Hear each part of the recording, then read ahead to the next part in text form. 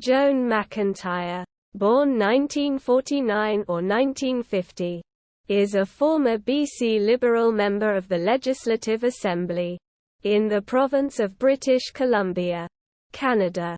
She was elected to represent the riding of West Vancouver-Garibaldi in the 2005 election.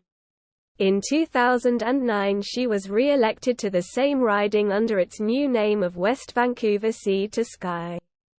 McIntyre previously sat on the Cabinet Committee on Families and is the chair of the Select Standing Committee on Children and Youth. She previously served as Minister of State for Intergovernmental Relations from June 2008 to June 2009.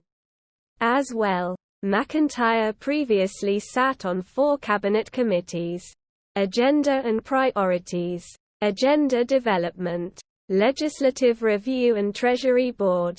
She also served as the Deputy Chair of the Select Standing Committee on Public Accounts, and was a member on the Select Standing Committee on Crown Corporations and the Agricultural Planning Government Caucus Committee.